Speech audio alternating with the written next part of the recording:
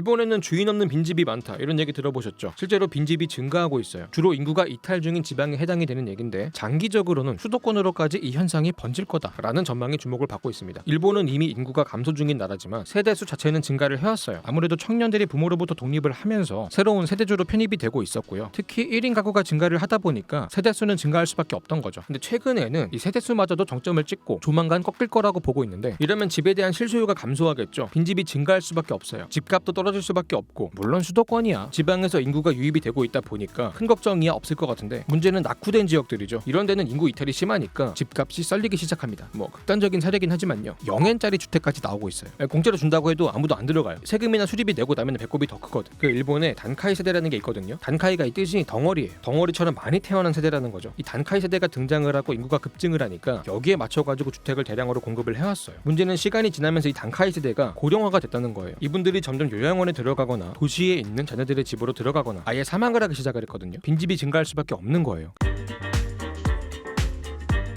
그럼 빈집이 증가하면 다음은 뭐냐? 빈 마을이 생기기 시작합니다. 청년들은 다 도시로 가고 노인들은 죽어가고 점점 사람이 안 사는 마을이 되는 거죠. 예전에 그 사람은 없고 인형만 있는 마을이 방송을 탄 적이 있어요. 마을 전체 어르신이 딱 한 분 계세요. 이분이 적적하시니까 인형을 만드셔가지고 마을 전체를 인형으로 꾸미게 된 사연이 이렇게 나오는데 이런 식으로 마을이 사라지게 되면은 그 다음은 어떻게 되는 걸까요? 여기서 언급이 되는 개념이 바로 그 유명한 지방소멸입니다. 수도권이 인구를 몽땅 흡수하는 동안에 지방은 인구가 점점 0으로 수렴하게 되면서 행정구역으로서 소멸하게 되는 거죠. 지금 이게 일본의 현 주소고 또 한국의 미래 주소가 될 거다. 정확히 말하면 일본보다 우울한 미래를 맞이할 수 있다. 이런 의견들이 나오고 있거든요. 실제로 지표들을 한번 비교해 볼게요. 기본적으로 지방이 소멸하는 이유는 수도권이 주변의 인구를 흡수하기 때문이에요. 이 수도권을 인구의 블랙홀이라고 부르거든요. 이 블랙홀이 끌어당기는 중력이 강할수록 즉 수도권에 더 많은 자원이 집중이 돼 있고 수도권에 인구가 더 많이 몰리는 국가일수록 지방 소멸이 빠르게 진행이 된다고 볼 수 있는데요. 현재 수도권 인구 집중도를 보면은 한국이 50%가 넘어요. 인구의 절반이 수도권에 살아요. 근데 일본은 지금 30%가 안 되거든요. 수도권이 지방을 먹어치우는 속도에서 우리가 일본을 앞서고 있다는 겁니다. 우리가 더 심해. 1대1로 비교하긴 좀 그렇지만 다음으로 대표적인 지표가 출산율이죠. 일본의 대표적인 저출산 고령화 국가라고는 하지만 그래도 이 출산율이 0명대까지 간 적은 없거든요. 근데 우리는 0명대잖아요. 남녀 둘이서 애 하나를 안 가져요. 가장 중요한 지표부터가 일본보다 박살이 나 있는 거예요. 다음으로 중요한 지표가 고령화 비율이에요. 전체 인구 중에서 고령 인구가 얼마나 많냐 이런 거를 나타내는 지표인데 근데 이 비율이요. 지금은 우리보다 일본이 더 높지만은 2040년대에 들어가면 일본이 정점을 찍고 내려오기 시작을 하거든요. 근데 우리는 그때도 증가를 하고 있는 상태예요. 결국엔 역전이 됩니다. 그 뒤로는 한동안 격차가 벌어지고요. 이 고령화 비율이 높으면 문제가 뭐냐면은 이분들을 부양하기 위해서 너무 많은 돈이 들어가요. 이런 식으로 세금의 상당량이 노인 부양에 들어가면은 나라 경제가 제대로 굴러갈 수가 없어요. 마지막으로 중요한 게 이 고령 인구가 얼마나 잘 살고 있냐인데 지금 노인 빈곤율을 보면은 우리가 거의 40%고요. 일본이 20%거든요. 우리 어르신들이 일본의 어르신들보다 2배나 더 가난하게 살고 있다는 거예요. 노후 대비가 전혀 안 되는 구조라는 거고 이분들을 부양하는 부담도 커질 수밖에 없어요. 보다시피 지금 우리 상황이요. 일본보다 안 좋을 수가 있어요. 그나마 다행인 거는 일본을 보고 배울 수 있다는 거죠. 일본은 세계 최초로 고령 사회를 지나서 초고령 사회까지 겪고 있는 나라고 이 문제를 30년 가까이 씨름을 해왔어요. 똥맛 된장맛 다 찍어 먹어 보면서 데이터 축적을 해왔고 괜찮은 전략들도 몇 가지 고안을 해낸 베테랑들이에요. 그래서 오늘은 참고를 해보자는 차원에서 일본의 지방소멸에 대해 알아보려고 합니다.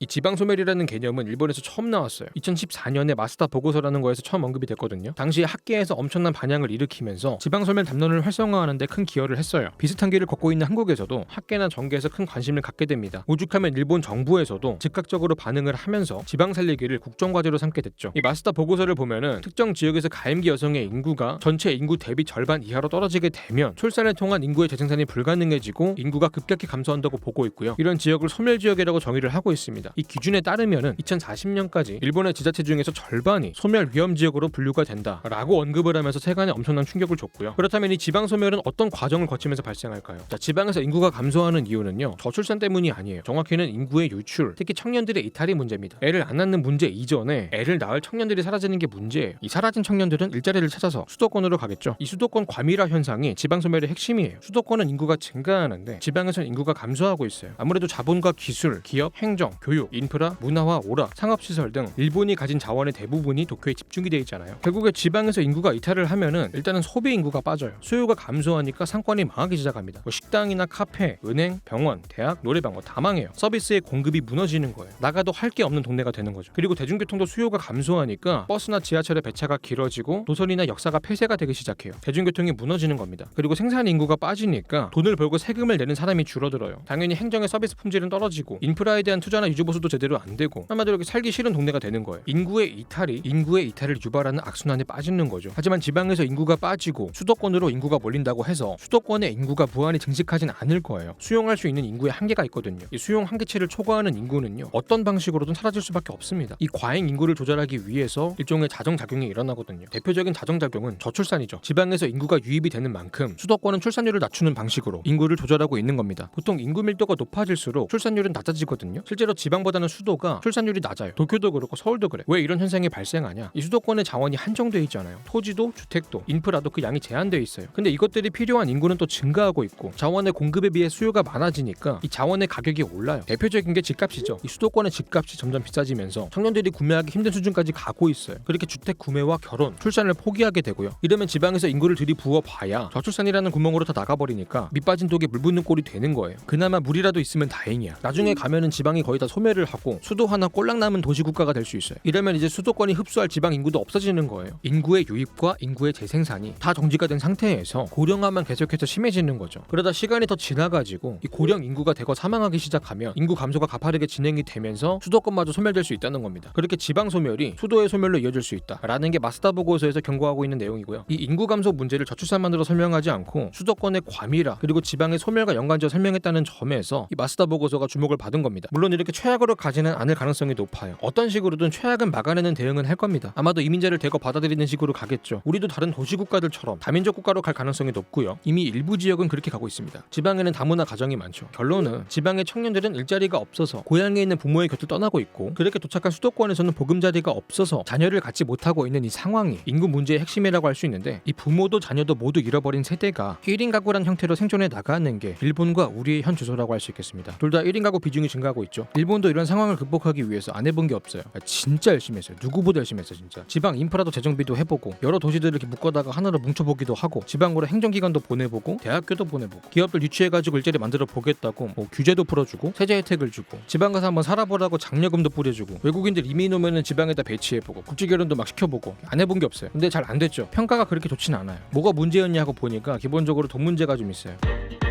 일단은 예산이 부족합니다. 이미 고령화가 진행이 된 상태라서 노인 부양 비용이 너무 커요. 고령 지출이 크니까 늘 예산이 부족하고 재정에 적자가 나고 적자만큼 돈을 빌려 쓰다가 보니까 정부 부채가 또 엄청나게 많아요. 세계 최고 수준이에요. 지금 당장 돈 쓰는 게 버거운 상황이다 보니까 미래를 위해 가지고 투자할 돈이 많지가 않다는 거죠. 지방 소멸 대책도 잘 안 되고 있습니다. 이 가뜩이나 부족한 예산이 효율적으로 쓰이지도 않고 있는 게 중앙정부에서 각 지방정부에다가 예산을 나눠주고 있거든요. 근데 이게 지방정부의 실적에 따라 가지고 예산이 다르게 배정이 돼요. 그러다 보니 문제가 뭐냐, 평가받기에 편한 사업들, 단기간에 실적이 나오는 사업들만 하게 된다는 거죠. 사업 평가를 보여주기식으로 받은 거예요. 그러다 보니까 근본적인 해결책이 될 수 있는 사업들, 멀리 보고 가야 되는 사업들이 배제가 됐던 겁니다. 이게 보여주기식이다 보니까 사업성 평가도 철저하지가 않았어요. 유동인구도 없는 지역에다 공항 건설해 놓고 돈만 날리고 폐항하고 뭐 그런 일들이 발생하는 거죠. 돈만 이렇게 들이부어놓고 투자금 회수가 안 되니까 지방정부가 파산하는 경우가 많았어요. 특히 무분별한 보조금 정책이 문제였는데 뭐 이주 정착금, 결혼 장려금, 출산 축하금, 육아 지원금 같은 것들 있잖아요. 한마디로 우리 지역에 이사를 오면은 애를 낳아주면은 인구를 증가시켜주면은 돈을 주겠습니다. 이런 식의 정책이 많았거든요. 이게 각 지역만의 특색을 살리고 어떠한 가치를 재발견하고 개발을 해서 다시 지방으로 돌아오고 싶게 만들어야 되는데, 살고 싶게 만들어야 되는데 그냥 돈 줄 테니까 오세요 이렇게 돼버리는 거예요. 근본적인 문제가 해결이 안 된 채로 그대로 있는데 돈 몇 푼 찔러준다고 사람들이 오겠어요? 특히 이런 방식이 또 문제가 뭐냐면은 수도권에서 인구를 뺏어오지 못하면서 다른 지방에서만 빼오는 상황이 됐다는 거죠. 속된 말로 없는 것들끼리 싸우게 된 거예요. 지방끼리 인구 유치 경쟁을 하니까 돈만 쓰고 얻은 게 없어요. 지금 우리 한국도 보면은 저출산 문제에 예산을 쓰고 있지만 출산율 세계 꼴등 자리를 지키고 있거든요. 하여튼 그 쓸데없는 걸 파이팅이 있어. 어쨌든 일본이 지나온 길을 보면서 걸어야 된다는 거죠. 돈을 얼마나 쓰냐가 아니라 어떻게 쓰냐를 진지하게 고민을 해봐야 될 것 같고, 근데 이제 일본도 저출산 문제로 근 30년을 지지고 볶고 다 해보다가 안 되니까 지금은 현실과 타협을 해가고 있어요. 일부 지역에서는 아예 소멸을 받아들이는 방식도 고려가 되고 있는데, 대표적으로 나카츠에라는 지역이 있어요. 어차피 지방 소멸은 막을 수 없는 거대한 흐름 속에 있고 막는다고 돈 써봐야 효과도 없고 지방정부나 파산을 시킬 뿐인데 차라리 그 돈으로 삶의 질이나 높여보자, 남은 사람들이나마 행복하게 살다 가게 하자, 뭐 이런 느낌으로 가고 있습니다. 아예 사람도 애 낳고 고생하느니 혼자서 즐기면서 살자, 부부끼리 재밌게 딩크족으로 살다 가자, 이런 생각들을 많이 하고 있잖아요. 근데 여기는 이제 마을 단위로 자발적으로 비혼주의를 하고 딩크족을 한다, 뭐 이런 식으로 보시면 될 것 같아요. 그래도 아직은 우리 지역을 조금 살려보고 싶다, 그러면 이제 할 수 있는 게 뭐가 있냐면 관광을 개발하는 건데, 사실 청년들이 일자리를 찾아가지고 수도권으로 가는 거면 지방에 일자리를 유치해주면 되는 거 아닌가 싶잖아요. 근데 왜 이렇게 안 하고 있을까요? 좋은 일자리의 수는 한정이 돼 있는데 이거를 전국의 지자체에 골고루 뿌리고 여기에 맞춰가지고 대규모 인프라 투자를 한다는 거는 비용이 커지고 비효율적일 수가 있어요. 이 사업성만 봤을 때. 그리고 기업 입장에서 보면은 또 문제가 이미 지방에서는 노동인구가 증발하고 있어요. 청년들은 떠나고 있고 고급 인력이 부족해요. 이미 지방 쪽은 기업이 가고 싶지 않은 지역이 되고 있어요. 결국은 제조업 유치가 힘드니까 관광업을 개발하는 게 차선책이 되는 건데 상대적으로 저비용으로 투자할 수 있고 또 홍보만 잘 되면 효과도 바로 나타날 수 있거든요. 이 동네에 살고 있는 사람을 늘리는 건 힘들어도 놀러오는 사람을 늘리는 건 상대적으로 쉽잖아요. 정주 인구가 안 되면은 유동 인구라도 늘려보자. 이런 식으로 현실에 눈을 돌리게 된 거죠. 그래서 일본의 지자체들도 관광 개발을 열심히 하고 있어요. 이게 누구든 와가지고 돈이라도 쓰고 가면은 지역 경제도 살리고 세수 확보가 되지 않겠어요? 그리고 여행객들에게 서비스를 제공하는 상권이 생기고 여기 상인들이 주변에 거주하기 시작하면서 도시의 기능이 유지가 될 수 있다는 거죠. 최근에도 일본은 코로나 때문에 죽은 관광을 살려보겠다고 무비자 입국을 허용하는 초강수를 두고 있거든요. 일본 지방 경제에서 관광이 차지하는 비중이 크고 이게 지방의 인구 문제랑도 직결이 되기 때문에 이런 과감한 행동이 나오지 않았나 싶은데 지금 우리나라 상황을 한번 보면은 여행 수지가 맨날 적자예요. 우리는 해외 여행을 많이 가는데 외국인들은 한국에 여행을 안 와요. 바꿔 말하면은 그만큼 관광 개발이 안 돼 있다는 거죠. 일본이랑 비교를 해보면은 일본은 관광 수입이 우리의 10배, 20배 정도가 된다고 보면 돼요. 그냥 단위가 달라요. 우리 관광업이 잘 안 되고 있다는 거는 지방 소멸에도 더 취약하다는 말이기도 해요. 한류 프리미엄이라도 붙어있는 지금이 기회다. 이때 뭐라도 해야 된다라는 의견이 있고요. 자, 최근에는 한국도 저출산 대응 정책과 지방 소멸 대응 정책을 분리하기 시작을 했는데 지방 소멸이 수도 소멸로 이어지고 있는 만큼 단순히 출산율을 높이려는 정책 말고도 지방의 붕괴를 또 막아야 된다. 이런 얘기들이 나오고 있는 거고요. 자, 오늘 영상 여기까지고요. 지금까지 지식한 입의 한입만이었습니다.